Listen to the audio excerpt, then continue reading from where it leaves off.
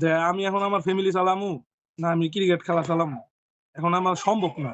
তাই বাধ্য হয়ে পেটের দায় ওই আমার ফ্যামিলি, কারণ আমার বাবা নাই, কারণ আমার বাবা নাই, আমার ফ্যামিলিটা চালাইতো আমার মা আছে, আমার আমার বাচ্চা আছে, আমার 2 বছরের বাচ্চা আছে, ঠিক আছে, আমার ওয়াইফ আছে, একটা খরচের ইস্যু আছে। আসসালামু আলাইকুম। আজ আমরা কথা বলছি তরুণ একজন খেলোয়াড়ের সাথে, যার জীবন সংগ্রামের গল্প আমরা তার মুখ থেকেই শুনবো। আসসালামু আলাইকুম। ওয়ালাইকুম আসসালাম। ভাই কেমন আছেন? জি, আলহামদুলিল্লাহ। আপনি ভালো আছেন? জি আছি আলহামদুলিল্লাহ, আপনার বোধহয় অনেক ভালো আছি। জি। আচ্ছা, আপনার কাছ থেকে আপনার পরিচয়টা জানবো এবং আপনার নাম, আপনি কোথায় থাকেন এবং ক্রিকেট ক্যারিয়ার আপনার কিভাবে শুরু? আহ, প্রথম হচ্ছে আমার নাম হচ্ছে মোহাম্মদ রমজান, আমার বাসা হচ্ছে মুন্সিগঞ্জ। তো প্রথম ক্রিকেট শুরু করার ক্যারিয়ার হচ্ছে আপনার, আমি বড় ভাইয়েরা প্র্যাকটিস করতো, মাঠে যাইতাম। তো ছোট থেকে আমি খেলা প্রেমী মানুষ, আমি যখন যেখানে খেলা হইতো তখন আমি সেখানে যাইতাম, ঠিক আছে। তখন থেকে আমার ক্রিকেটের প্রতি একটা ভালোবাসা, সম্মান, শ্রদ্ধা হইছে। তো তখন থেকে আমি মাঠে যাইতাম, তো ওনারা দেখতাম প্র্যাকটিস করতো, জসি ভাই, শাকিল ভাই, তারপরে যে রকি ভাই, তারপর ওনারা আইসা প্র্যাকটিস করতো আর এমসির মাঠে, ওইখানে আইসা প্র্যাকটিস করতো। তাই ওই সময় প্র্যাকটিস এরকম একটা সুযোগ সুবিধা ছিল না, এখন যে বর্তমান আছে তাও এরকম নাই বললে চলে। ওই সময় দেখতাম, ব্যাক ট্যাক টাইনা দিতাম। তারপরে ওই সময় ওনাদের কাছ থেকে টিপস পাওয়া অনেক বিশাল বড় বড় অ্যাচিভমেন্ট। আর বিষয়টা হচ্ছে হলো, ওইখান থেকে আর কি, মানে ওনাদের থেকে ভালোবাসা পাওয়া। ওনারা আমার ফ্রি করে দিছে ওই একাডেমিতে আমার, মানে আর কি আমি বলছি যে ভাই দেখেন এরকম এরকম, আমার আমার ক্রিকেট খেলা ভালো লাগে, আমি প্লেয়ার হইতে চাই। আমি শাকিল ভাইয়ের বলছি আমি। তা উনি আবার ওই সময় বাংলাদেশ এই টিমে খেলতো, শ্রীলঙ্কাতে। তখন মনে হয় বিশ্বকাপ চলতেছিল, তখন শ্রীলঙ্কা এ টিম আর বাংলাদেশ এ টিম খেলা হয়েছিল শ্রীলঙ্কাতে গিয়া। আচ্ছা, তাই ওই সময় থেকে আর কি ও ভাইয়ের কাছ থেকে অনুপ্রেরণা পাওয়া আমার। আচ্ছা। এখন আপনি কোথায় খেলতেছেন? এখন বিষয় হচ্ছে কি, মানে দুঃখের কথা বিষয়টা বলতে গেলে কি, মানে কিছু বছর আগে আমি খেলাধুলা ইন্টুরালে ছাইড়া দিছি, বুঝছেন, কিছু ইন্টুরালে খেলাধুলা ছাইড়া দিছি। তো এখন আমি বর্তমান আমার বাবা মারা যাওয়ার পর আমি আর খেলাধুলা করতে পারি না, কারণ আমার ফ্যামিলি আছে, কারণ আমার খেলাধুলা তো আমার ফ্যামিলিরা ভাত দিব না, কাপড় দিব না, ঠিক আছে। ওইখান থেকে আমি খেলাধুলা ইন্টুরালে ছাইড়া দিছি। আচ্ছা। ক্রিকেট খেলার জন্য জীবনে আপনার কোনো কষ্টের গল্প আছে, ঘটনা যেটা আপনার এখনো কষ্ট দেয়? ও, বিষয়টা হচ্ছে যে সুন্দর একটা প্রশ্ন করছেন। তো এই প্রশ্নটা আহ, এই প্রশ্নটা যারা শুনবে বা দেখবে এরা এখান থেকে তাদের অনেক কিছু শিখার আছে। শুধু আমার ঘটনা না, এরকম হাজার হাজার হাজার হাজার হাজার গল্প আছে যে, মানে একটা গল্প থেকে অনেক কিছু শিখা যায়, বুঝছেন। বিষয়টা ছিল যখন আমি শুরু করি তখন থেকে মনে করেন যে, মানে জুতো ছিল না, ট্রাউজার ছিল না, এরকম। তা আমার অতি ফার্স্টে আমার আমার একটা জার্সি দিয়েছিল ওয়ালটন সেন্ট্রাল জোনের, বুঝছেন, 2018 সালে। ওই জার্সিটা আর কি ওনার আবার আমি আবার জার্সিটা দিত, ট্রাউজার দিত, হেলমেট প্যাড এগুলা দিত, ব্যাকপ্যাড এগুলা দিত, ক্লাবের থেকে ঢাকা ডিভিশনের থেকে পাইলে আমার দিত। তা আমি আবার এগুলা আইন ওনাদের সাথে প্র্যাকটিস করতাম, যাইতাম, আবার প্র্যাকটিস করতে যাইতাম। বলতে বিষয়টা কিভাবে ওই সময় কাজ করতাম বলতে কি সারা রাত্র কাজ করতাম। হ্যাঁ, সকালে যে ঘুমাইতাম, 2টা বাজে উঠতাম, 3টা বাজে প্র্যাকটিসে যাইতাম, আবার 6টা বাজে আসতাম, 6টা বাজে আইসা আবার খাওয়া দাওয়া করে আবার 7টা বাজে যাইতাম, এই আর কি। খেলার ব্যাট, প্যাড বা অন্য ইনস্ট্রুমেন্ট কিনতে তখন আপনার এমন কষ্ট হয়েছে যে এগুলা কিনতে পারেন নাই, বা এগুলো কিভাবে ম্যানেজ করতেন? ওই তো আপনার, আমি যেটা সত্য কথা, এখানে সত্য কথা বলার জন্য এখানে আসছি, এরা মিথ্যা কথা বলার কোনো ইয়া নাই। আমি যখন প্র্যাকটিস করতাম তখন মনে করেন আমার বেতন ছিল 6,000 টাকা। এখানে এখন কোনো কাজই কিন্তু ছোট না, বুঝছেন। আমাদের অবশ্যই। মুন্সিগঞ্জ যেমন আলুতে বিখ্যাত, কারাঙ্গি আলু বিখ্যাত। হ্যাঁ, আমাদের মুন্সিগঞ্জ থেকে কিন্তু সবকিছু হয়, যারা বড় লোক ছোট সবাই কিন্তু এই কাজ করে। 6,000 টাকা বেতনের থেকে আমি আবার ওই সময় আমার আব্বা ছিল, আমার আব্বু সরকারি অগ্রণী ব্যাংকের সিকিউরিটি গার্ড ছিল সরকারি ভাবে। আচ্ছা। ওইখান থেকে আব্বা সংসারটা চালাই নিত, আমি ওই সময় আবার ওইভাবে চালাই নিতাম। যেটা মানে আর কি ম্যাচ জার্সি কিনতে টাকা লাগতো, সব তো আর তো দিত না, কিছু কিছু এভাবে করতাম, কিছু টাকা আর কি ম্যানেজ করে আর কি এভাবে করতাম আর কি। ওই সময় আর কি যেমন আমি আমি যেমন আমার তো আর একটা কোনো খরচ লাগে না, ঠিক আছে, ওই সময় আর কি আমি তো কোনো নেশা পানিও করি না, সিগারেট বিড়িও খাই না, আর তো মাদক তো থাকলে তো দেখতেই পারি না। আমি এটি থেকে সম্পূর্ণভাবে মানে আর কি জুয়া মদ গাঁজা এগুলা থেকে সম্পূর্ণ বিরত, আল্লাহর রহমতে কোনোদিনও খাইও নাই, খাইতামও না, না, না এই তো যে অবশ্যই। এভাবে চলে। আমরা এটাই জানি যে খেলোয়াড়রা সাধারণত মাদক থেকে দূরে থাকে। যারা খেলার সাথে ভালো খেলোয়াড় হতে চায় তারা মাদক থেকে সম্পূর্ণ দূরে থাকে। আচ্ছা। খেলাধুলায় বারে খেলাধুলায় বারে বল, মাদক ছেড়ে খেলতে চল, হ্যাঁ, হ্যাঁ, একটা স্লোগান আমার হ্যাঁ, মনের ভিতরে আছে। অবশ্যই, অবশ্যই, হ্যাঁ। আচ্ছা, আপনাকে আরেকটা প্রশ্ন। আপনার সবচেয়ে বড় স্বপ্ন কি? এখন কি জাতীয় দলে খেলার ইচ্ছা আছে নাকি শেষ? বা অন্য কি করতে চান? আসলে আমি জানি এই প্রশ্নের উত্তরটা দিলে আপনি হাইসা দিবেন, কিন্তু প্রশ্নটা দেখেন, আমাদের বিবেক যখন জাগ্রত থাকে না, আবেগটা কিন্তু তখন ঘুমন্ত থাকে। আবার যখন আবেগটা যখন জাগ্রত থাকে তখন বিবেকটা ঘুমন্ত থাকে। দেখেন, স্বপ্ন দেখতে কিন্তু টাকা লাগে না, হ্যাঁ, বুঝছেন? রাইট। আমাদের স্বপ্ন দেখতে টাকা লাগে না, কিন্তু ওইভাবে আমি ওই সময় স্বপ্ন দেখতাম, আসলে কিন্তু টাকাই লাগতো না। স্বপ্ন দেখতে এখনো টাকা লাগে না, আগেও লাগতো না, কিন্তু বাস্তবে টাকা লাগে। পরিবেশটা বুঝাইতে গেলে টাকা লাগে, মুখ দিয়ে বুঝাইলে কিন্তু সব সহজ হয় না, বুঝছেন? তো ওই সময় স্বপ্ন দেখতাম, এখন তো ওই এই পরিস্থিতি দেখা যে আমি এখন আমার ফ্যামিলি চালামু না আমি ক্রিকেট খেলা চালামু, এখন আমার সম্ভব না। তাই বাধ্য হয়ে পেটের দায় ওই আমার ফ্যামিলি দেখানো, আমার বাবা নাই, কারণ আমার বাবা নাই, আমার ফ্যামিলিটা চালাইতো, আমার মা আছে, আমার আমার বাচ্চা আছে, আমার 2 বছরের বাচ্চা আছে, ঠিক আছে, আমার ওয়াইফ আছে, একটা খরচের ইস্যু আছে, প্রত্যেক মাসে আমার 15,000 টাকা সংসার খরচ লাগে।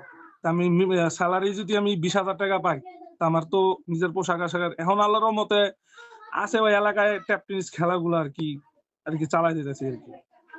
আচ্ছা। তো এখন আপনি জব করতেছেন কিসে? জি, এখন আপনি জব করতেছেন কিসে? এখন আমি জব করতেছি হচ্ছে আপনার জব করতেছি হচ্ছে ওই যে আপনার, আমি বলি মিছা কথা বললাম, আপনি যেহেতু আপনি আমারে বলছেন আমি হ্যাঁ, সত্য হ্যাঁ, কথাই অবশ্যই বলি, আপনি সত্য যেটা ঠিক সেটাই আছে? বলবেন। হ্যাঁ, কোনো কিছু সময় ছোট নাই। ওই যে রিং জাল আছে না, চায়না চায়না জাল, হ্যাঁ, ওগুলা, তারপর জাল, এগুলা বিক্রিও করি, তারপরে ব্যবসাও চালাই যাইতেছি আর কি, আর কাজও করি, বুঝছেন? কারণ আমার প্রত্যেক মাসে আমার 30,000 টাকা লাগবে, আমার টাকাটা তো জোগাইতে হবে না, এই জন্য আর কি এটা করি। আচ্ছা। এমনও তো সময় হয়তোবা অনেকের জন্য থাকে যে আপনার বন্ধু বা পাড়া প্রতিবেশী যারা আছে, আপনার আত্মীয়স্বজন আছে, অনেকে খেলাধুলার জন্য আপনাকে খোঁটা দেয়। অনেকেই খোঁটা দিত। অনেকে আছে যে আমরা শুনি খোঁটা দেয়। ঠিক আছে? তো আপনার বেলায় কি এরকম কিছু হয়েছে যে আপনাকে খোঁটা দিত বা আপনাকে হ্যাঁ, গালমন্দ আমার করতো? বেলায় তো যেভাবে আপনি বিষয়টা বলছেন না, খোঁড়া তো দিতই, মনে করেন যে বর্ণবাদী আচরণ করতো, যেটা সত্য কথা, আমি আপনাকে বলি, কারণ এটা মুসলমানের এটা করা উচিত না। তারপর তো আমি বলতেছি রোজা রমজানের দিন তো এটা করা ঠিক না। আমি যারা আমার সাথে এরকম করতো, যখন আমি জার্সি পরে যাইতাম, ব্যাকটেক নিয়ে যাইতাম, তখন মানুষে কত কি কেমন প্লেয়ার হয়ে আছে গা, বড় প্লেয়ার হয়ে আছে গা, প্লেয়ার হয়ে আছে গা, হ্যাঁ, হেমুন হেমুন, তা এরকম ভাবে উল্টা উল্টা কথাবার্তা বলতো আগার ইঙ্গিতে। তারপরে প্লেয়ার হয়ে আছে গা, টাইগার টাইগার প্লেয়ার, এরকম ভাবে কথাবার্তা বলতো আর কি, অনেক কটাক্ষ করতো, এইগুলা সহ্য করা। কারণ আল্লাহ তাআলা পছন্দ করেন ধৈর্যশীল ব্যক্তিদের, পছন্দ করেন। আমি সবচেয়ে বেশি আমার একটা গুণ আছে, ওইটা আমার ধৈর্যটা বেশি, এই জন্য আমি কারোর সাথে ঝগড়া লাগে না, আমি নিজের আচ্ছা, অসংখ্য ধন্যবাদ। আপনার সামনের যে প্ল্যান কি? মানে লক্ষ্য কি? আপনি কি করতে চাচ্ছেন? ভবিষ্যৎ পরিকল্পনা কি? আমার তো লক্ষ্য ছিল, লক্ষ্য তো এখন তো লক্ষ্য তো আপনার আমার আমার ফ্যামিলি ভাবে, আমার ফ্যামিলি ব্যাকগ্রাউন্ড হিসাবে, স্ট্যান্ড বাই হিসাবে আমার থাকা, আমার খরচ চালানো, আমার ফ্যামিলি নেওয়া, বা আমার আম্মুরে নেওয়া, আমার ওয়াইফরে নেওয়া, আমার বাচ্চারে নেওয়া, আমার বাচ্চারা মানুষের মতো মানুষ করা। আমার বিশেষ করে হচ্ছে যেটা সত্য কথা বলি, আমার বাচ্চার কোরআনে হাফেজ বানানোর ইচ্ছা আছে আমার। আর আমার পিলে আমার আমার বাচ্চারে আমার পিলার সে আমার আইডলের মতো, আমার আইডলের নামই দিছি, আমার আইডলের নাম রাখছি, আমার বাচ্চারে খেলোয়াড় বানানোর ইচ্ছা আর কোরআনে হাফেজ বানানোর ইচ্ছা। এই আচ্ছা, আচ্ছা। আমার আর কোনো লক্ষ্য আমার আর কোনো লক্ষ্য নাই। ওকে। তো আম যেহেতু আপনি অনেক স্ট্রাগল করছেন, আপনি অনেক কষ্ট করেছেন আপনার জীবনে। তো যারা গ্রাম থেকে শহরে খেলতে আসে, এখন তাদের জন্য আপনার কি কোন কথা আছে তাদের উদ্দেশ্যে? ও হ্যাঁ, যেটা সুন্দর একটা প্রশ্ন করছেন। বিষয়টা হচ্ছে কি, আপনার যারা গ্রামের থেকে যারা যারা ঢাকাতে যায়, ফুটবলার বলেন, ক্রিকেট বলেন, যে কোনো খেলোয়াড়ই বলেন, ঠিক আছে, যারা গ্রাম থেকে ঢাকাতে যায়, আমি বলবো যে এই সমস্ত পাগলামানি বাদ দিয়া নিজে নিজে কিছু করার চেষ্টা করেন। কারণ এগুলাতে এখন কোনো বর্তমান কিছুই নাই। ঠিক আছে, বর্তমান যে অবস্থাটা, ঠিক আছে, দেশের যে অবস্থাটা বর্তমানে, এখন বর্তমানে কিছুই নাই। নিজে ফ্যামিলিতে নজর দেন, নিজে নিজে কিছু করার চেষ্টা করেন, নিজে ভবিষ্যৎ গড়েন, তাহলে আপনার ভালো হইব। আর আপনার যারা চিন্তা ভাবনা করতেছেন যে আমি ভালো খেলোয়াড়, আমি গ্রাম থেকে ঢাকা যাবো, দেখেন আপনার বাবার যদি টাকা থাকে, আপনার ফ্যামিলি ব্যাকগ্রাউন্ড যদি ভালো থাকে, যদি আপনার মাসে আপনার 30,000 টাকা পকেট খরচ দিতে পারে, সাইবুল ভাই একটা কথা বলি, এটা আপনি কিন্তু ঢাকাতে ছিলেন, সিটি ক্লাব মাঠে আপনি হ্যাঁ, কিন্তু হ্যাঁ, প্র্যাকটিস করছেন, আমি জানি। অবশ্যই। ঠিক আছে, মাসে মাসে কত টাকা ওই সময় খরচ গেছে আপনি বোঝেন কিন্তু কষ্টটা, হ্যাঁ, বুঝছেন? অবশ্যই। এখন বর্তমান আপনার এখন একটা হোটেল রেডিসন ব্লুতে হোটেল হোটেল ভাড়া নিতে গেলে প্রত্যেক দিন আপনার 2,500 3,000 টাকা হোটেল খরচ, তারপরে খাওয়ার খরচ, তারপরে নিজের যাতায়াত খরচ। ঠিক আছে, এই আর কি, যদি প্রত্যেক মাসে আপনি যদি 30,000 40,000 টাকা এরকম খরচ যোগাইতে পারেন, তাহলে আপনি গ্রাম থেকে এসে ঢাকাতে খেলতে পারেন বা প্র্যাকটিস করতে পারেন, কোনো সমস্যা নেই। হ্যাঁ, আমি এখানে একটু বলি, আপনি তো বলছেন যে ওটা রেডিসন ব্লু। এখন রেডিসন তো সবার থাকা সম্ভব না, যারা গ্রাম থেকে একাডেমিতে প্র্যাকটিস করার জন্য আসে। তো তারা তো অনেকেই আমি আছে যে পাশাপাশি একটা জব করে এবং মেসে থাকে ম্যাক্সিমাম। আমি মেসে থাকতাম, আমার যেটা আমি মেসে থাকতাম। তো এরকম আমার বন্ধু, এখনো অনেক জি, বন্ধুরা আছে যারা মেসে থাকে। তো এই রকমের যারা আছে তাদের উদ্দেশ্যে কি বলতে চান? প্রশ্নটা আবার একটু যদি করেন তাহলে খুশি হতাম। আচ্ছা, যেমন আপনি তো বলছেন হোটেল রেডিসন ব্লু। কারণ হুম, হুম, রেডিসন ব্লুতে থাকতে গেলে তো ভাই আমাকে ন্যাশনাল টিম বা জাতীয় লিগ যেটা আছে, প্রিমিয়ার লিগ, ডিভিশন, এইসব খেলতে হবে। কারণ আমাদের নর্মাল যারা আছে, যারা সেকেন্ড ডিভিশন, থার্ড ডিভিশন এবং একাডেমি লেভেলে যারা প্র্যাকটিস করে ঢাকা থেকে এসে, হুম, তো তাদের জি, পক্ষে তো এখানে থাকা সম্ভব না। তো আমাদের জন্য জি, কি, এদের জন্য তো মেস, মেসে যারা জি, থাকে, মেসে থেকে তাদের খেলাধুলা করতে হয়। এবং অনেকেই জি, আছে পাশাপাশি জব করে, ছোট জব করে, পার্ট টাইম জব করে, পাঠাও আছে বা অন্যান্য কুরিয়ার সার্ভিস আছে, ঠিক আছে, বা পাঠাও রাইডার আছে, অনেকে শেয়ার করে। তো আপনার এদের জন্য কি, আহ, এরা কি এখনো কি খেলা ঢাকা এসে আসার পরে কি খেলাধুলা করতে পারবে, নাকি এখন তাদের এলাকায় থেকে খেলাধুলা করা উচিত? আপনার কি মনে হয়? আমি ভাই দেখেন, বিষয়টা হচ্ছে এই কথাটা শুনে অনেকে হাসবো, যেটা সত্য কথা, অনেকে হাসবো। দেখেন, ঢাকাতে আসছেন আপনার আপনার ফ্যামিলি চালাইতে, আপনি খেলাধুলাই আপনার ভালো লাগে, আপনি খেলাধুলাই করতে আসছেন। কারণ বিষয় হচ্ছে যে যারা, আচ্ছা, যাদের কাজ রানিং চলে হ্যাঁ, বা কাজ আছে, তাদের জন্য সহজ। আর আচ্ছা, যাদের কাজ নাই, তারা কি করবে রাইট, আমার বলেন? হ্যাঁ, তাহলে যাদের যাদের কাজ নাই, তাদের তাদের হয়তো বা মোহাম্মদপুরে ডাকাতি করতে পাঠিয়ে দেওয়া উচিত, ওই ওই ওই ডাকাতি করে চলবো। এছাড়া তো আপনার আপনার মিরপুরে যে একাডেমি, আপনার গ্রাউন্ডে, আপনার যে এই সাইডে অপোজিটে যে স্বাগতিক দেশেরা বাইরেতে যে আসে প্লেয়ার গুলা, যে ওইখানে প্র্যাকটিস করতে দেয়, ওইখানে আমি আমি দেখছিলাম আপনার সকাল 9টা বাজে আমি গেছিলাম। তা এই অনেক মানুষ আছে মানে দাঁড়ায় থাকে, মানে ওরা প্র্যাকটিস করার সুযোগ পায় না, তারা যারা সুযোগ পায় না, ঠিক আছে, কাজকর্ম, ওরা তো কাজকর্ম করবো থাক দূরের কথা, সুযোগ পায় না। তাহলে ওই টাকা কিভাবে অ্যাটেন্ড করবো বলেন তো, জোগাড় করবো কিভাবে? আমি তাদের এইভাবে প্রশ্নটা তাদের উদ্দেশ্যে ছেড়ে দিলাম, যে প্রশ্নটা করলেন যে যারা কাজ নাই তারা কি করবে।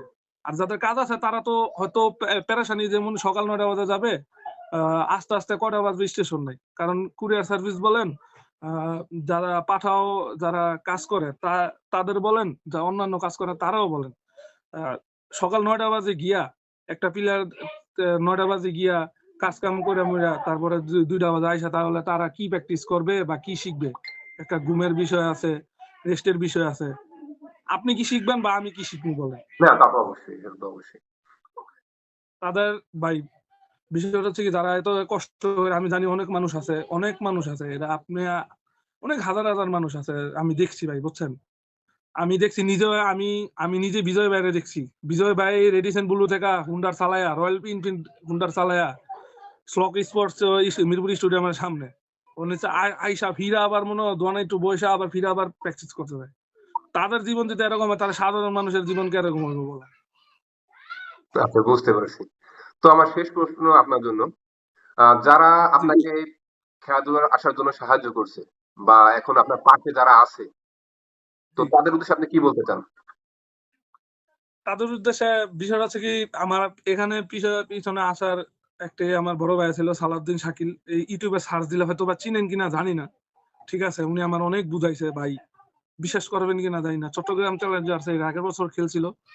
তো শবে বরাতের দিন রাত্রে ১১-১২টা বাজে আমার ফোন দিয়ে বুঝাইছে, "রমজান এভাবে চল। দেখ এভাবে চল, এভাবে কাজ কর। এটা সময় দিস না। এখন তোর এইভাবে সময় না।" ভাই সবচেয়ে কৃতিত্ব দিতে হয় সালাউদ্দিন শাকিল ভাইরে। কারণ উনি ছাড়া এই জায়গায় আসা সম্ভব ছিল না।